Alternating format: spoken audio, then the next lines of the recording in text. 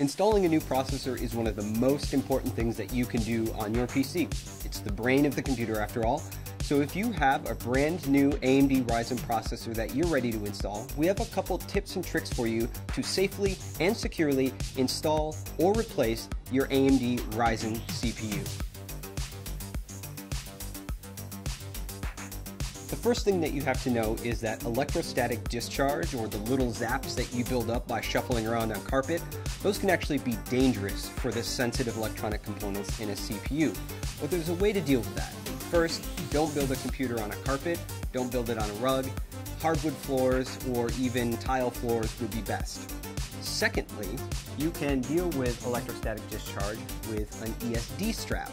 On one end, there's a wristband that you simply put on your wrist.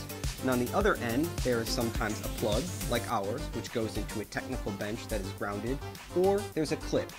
The type that you might buy from the store is probably going to have a clip. To use that, you would simply turn the power supply off on your computer and then attach the clip to the power supply. Any bare metal on the power supply will do. That means when the static that builds up in your body doesn't go into the CPU, instead it goes through our handy wrist strap, through the power supply, and back into the wall outlet. That is a great way to keep your CPU safe.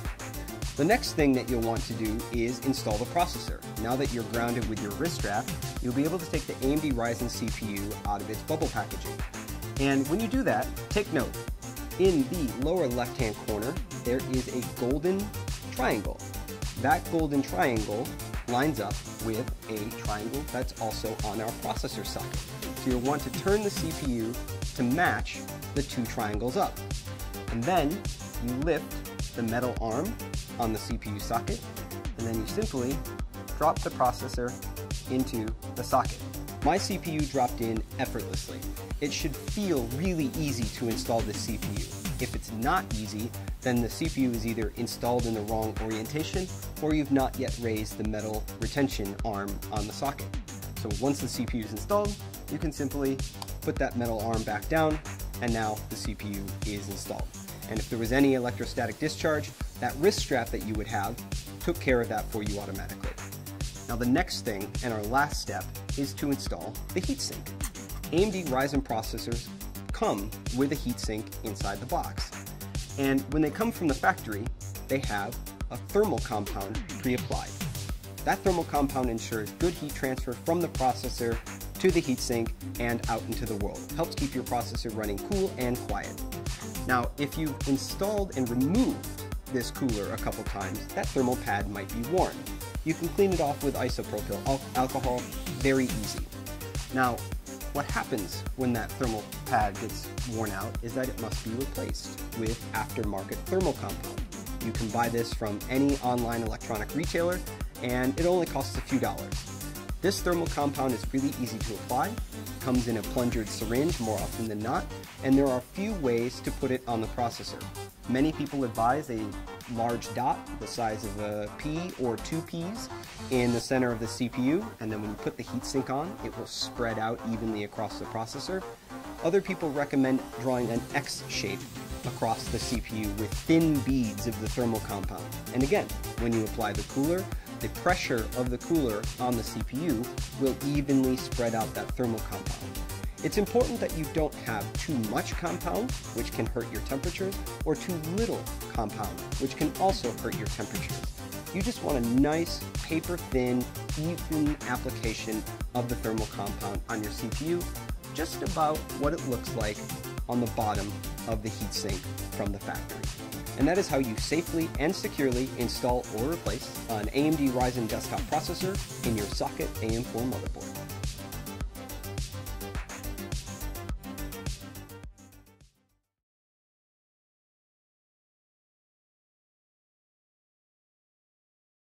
Hey everyone, I'm Kevin Weber. I'm a technical producer here at AMD, and on this Extra Byte segment of the Bring Up, we're going to go through the steps that I take every time I set up a PC. So let's get started.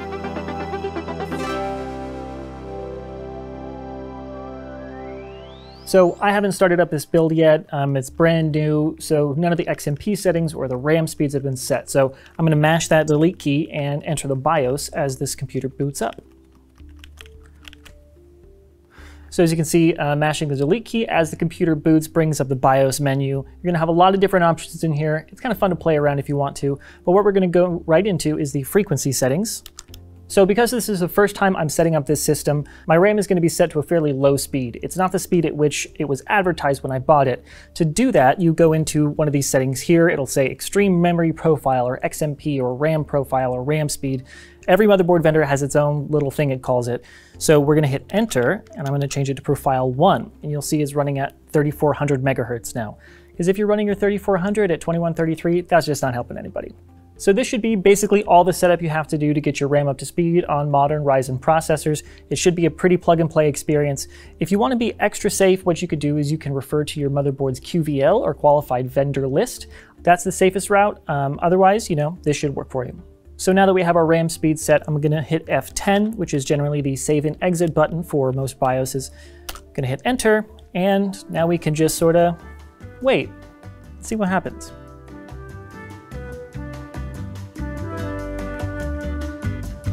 So you can purchase a physical copy of Windows 10 as a USB with an activation code, or you could buy an activation code just all on its own. If you don't have either of those options and you want to create an install USB or just something to help repair your computer if there's an issue in the future, you can actually do that with a free tool that Microsoft provides on their website. I've made my own little install USB for this project, so that's what I put into the computer earlier, and the BIOS should automatically select it as long as there's no other drives installed and boot right in. So that's what we're looking at right now is the Windows setup. This is a very simple set of menus. A lot of these you can kind of just click straight through. It's going to ask me to activate Windows now. I'm going to click I don't have a product key so we can skip over that. You can always activate later in the OS. I'm going to choose Pro because I'm a professional. When I get to this menu, I'm going to choose Custom. And it's listing 2 drives. Normally, if I'm refreshing the system or taking drives from an older system, I like to unplug all the drives that I'm not explicitly installing Windows on. In this menu, it's not very clear as to which drives are which, so if you don't know explicitly, oh yes, the drive I want to install it on has 120 gig space, and this one has 500 gigabytes of space, it can be really easy to install Windows on the wrong drive. So I'm going to click here, Next, and let it do its thing. Now the computer is going to restart automatically, and it should boot into the newly installed version of Windows 10. So Windows is officially booted up and it looks like everything is good to go. We're going to click through these menus depending on your region, language, etc. A lot of these are fairly self-explanatory. If you want to add a second keyboard, you can. Skip for now. We're going to click through all these menus and we just got to who's going to be using the PC. I'm going to set up a temporary user for now just to get things going. Bring up boy. There we go. Well, now we're finally at the desktop, and now is when the real work begins. But let's take a moment to appreciate the journey and memories that brought us here.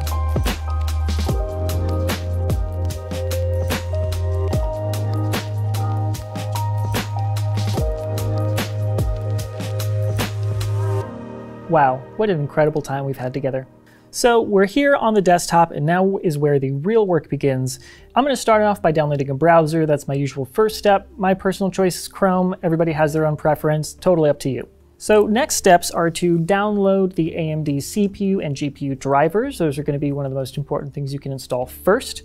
We can do that on AMD's website. First, I'm going to install the AMD chipset drivers. That's the drivers for our platform, which is AM4, X470. This is going to make sure that you have the best performance and stability, and it'll give you a couple additional options in your power options menu. And click through, pretty simple, not a lot of options to choose or not choose. Successfully installed, definitely restart now. The computer will restart once, and then we'll move on to installing our GPU driver. All right, and now to enter my super uncrackable high security password, BRINGUP. The trick is to mumble it under your breath so nobody else can hear it. So now I'm going to do the same thing with my graphics driver. I've got the Radeon 7 in here, so I've downloaded the appropriate driver ahead of time. So we're going to do the same for our Radeon drivers. This has a couple more options than the chipset drivers that it'll ask you throughout, but it's pretty self-explanatory. Your screen's going to go a little wonky a few times. It might reset, but when it comes back, it's all going to look perfect. Now that this process is done and my monitor is refreshed several times, I'm going to go ahead and hit restart to bake in those changes.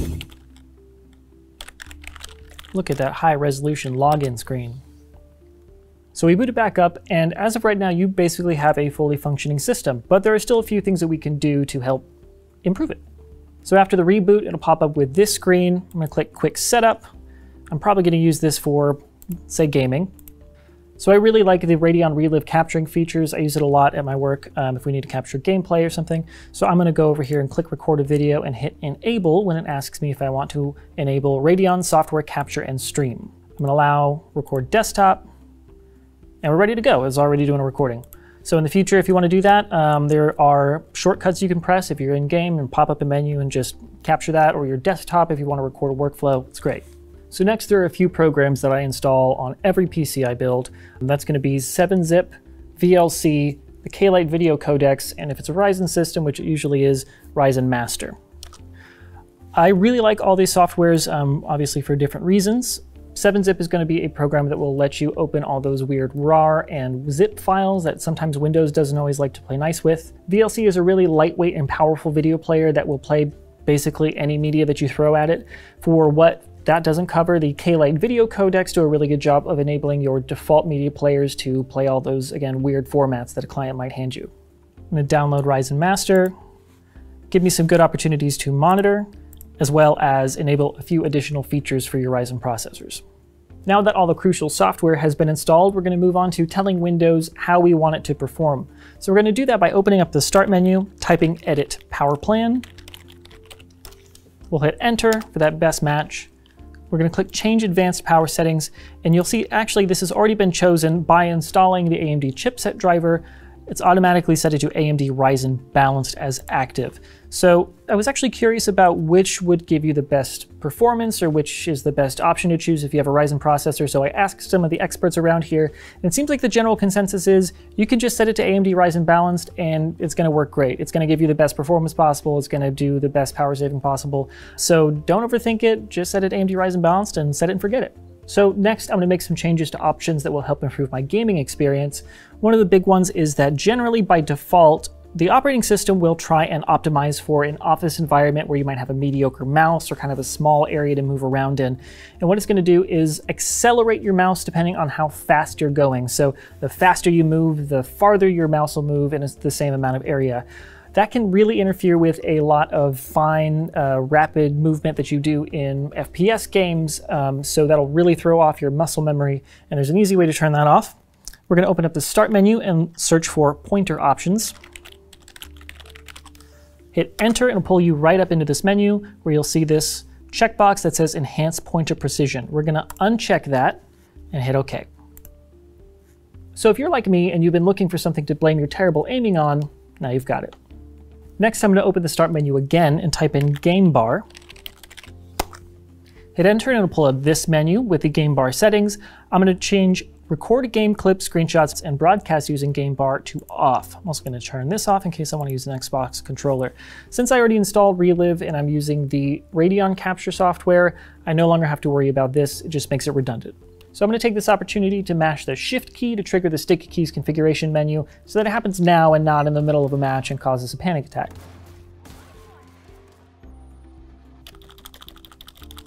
Mash that a bunch of times. You can click Disable this keyboard shortcut and turn all these options off. So now we're going to do a little bit more optimizing. By default, many programs, including your operating system itself, is going to create temporary files that sit on your C drive, and they are often cleared out either when you close the programs or when you restart your computer. But if your programs are especially greedy, sometimes they can fill up your entire hard drive or just generally cause a lot of bloat and waste space. So one workflow that I've started using on all of my systems is having a dedicated cache drive. Usually it's a 500 gigabyte M.2 or an NVMe and something really fast. I redirect all the operating system's temporary files and bigger programs like the Adobe Suite or DaVinci Resolve. I take all those temporary files and put them on the dedicated cache drive, and it speeds things up tremendously. So we're going to open up File Explorer, and we already have our M.2 installed into the PC. I'm just going to right-click, New Folder, and I'm just going to call it Temp. Then we'll open up our Start menu, and we're going to type Environment Variables. You'll see Edit the System Environment Variables pop up. We're going to click this box that says Environment Variables, and you'll see a list of probably 3 or 4 here. These two we're going to redirect into our newly created folder. So we can just copy the path here, hit edit, paste, okay. Same thing with TMP. These two folders are actually aliases of one another, so you need to make them the same directory. We'll hit OK, and after a restart, it'll be set. Heavy creative applications like Photoshop, Premiere, and After Effects all generate huge cache files. So instead of having those fill up on my C drive, I just move them over to this cache drive, and I don't have to worry about storing a lot of impermanent data on my C drive. Since I have all this temporary data safely sequestered on its own drive, I don't have to worry about when I'm reinstalling or trying to migrate data that I've got all this temporary data that should be deleted anyway being, taken from one place to another. On top of that, since the primary media I'm playing back is on a different drive than the cache, my playback should be a lot smoother. So we've got our beautiful new PC. It's all ready to go. It's my best friend, but in my world, my best friends, they gotta be ride or die. So what we're gonna do is we're gonna put it through its paces and make sure that it is ready for anything. The first step is to create a restore point. This is not something that's done automatically, so it's really important to set it up as early as possible when you feel like your system is nice and stable. This is something I didn't do for a long time and regretted it. It is very easy to do and very easy to forget to do. So to set up, we're gonna hit the start menu again, type in, create a restore point. It's gonna pop up automatically. Your local disk C is the primary one you need to worry about. That's your system disk. I'm gonna click configure, turn on system protection, and we're just gonna bump up this a little bit, however much you can spare easily. Hit OK, and you're all set. This is not enabled by default, but it is extremely helpful when you need to get your PC back up and running ASAP after a failure. Another step is RAM testing, which is very important if you plan on using this PC for mission-critical applications. RAM errors can cause all kinds of issues, from blue screens of death to random crashes to desktop in games, or just like weird miscalculations that don't manifest until much later. It's very insidious. So the easiest way to do it is on that same drive that you use to install Windows. There should be a tool that lets you test your memory. It'll go through all the registers, make sure it doesn't return any errors. You can let this run through once, or if you want to be extra safe, you can just let it run overnight. So the last thing I usually do is run a stress test, which is a program that artificially induces a 100% super max load on your CPU or GPU. What that does is causes your CPU or GPU to generate the maximum amount of heat possible and draw the maximum amount of power possible. So you know this is the absolute worst it's ever going to get. So I know that if it hits 46 degrees, 47 degrees here at the absolute maximum, if later I'm seeing it running at 90 degrees, there's probably a problem somewhere. Same thing with the GPU. Maybe I need to blow out a fan, or maybe I've got something misconfigured or my pump died, which has happened to me in the past. So this is a great way of finding out what your absolute limits are. For me, since the work I do is, could be waiting all night for a render to happen or something, I don't want that to fail right in the middle. So we know that, if it's stable here, it's going to be stable all the way down. So you may have noticed that I didn't use any of the software that came on the little CD that came with my motherboard, or download any drivers from the motherboard vendor's website. I used to do that with all my builds, but I've kind of steered away from that because Windows actually does a very good job of including most of the drivers that you need for a brand new system, and if it doesn't have them right away, it'll download them for you. A lot of the BSODs and weird glitches and issues I've had in the past were caused by drivers that I downloaded voluntarily, and it turns out I didn't really need to. So now my process is, if I have an issue with a driver, or if I have a feature that needs to be enabled by a specific driver, then I'll download it, not the other way around. So if you run into an issue, then go ahead and download the drivers for the hardware that you have. Otherwise, you can just, use what comes with Windows. And now we have a kick-ass little system that is all ready and raring to go. I hope this was helpful. I hope you picked up some tips and tricks.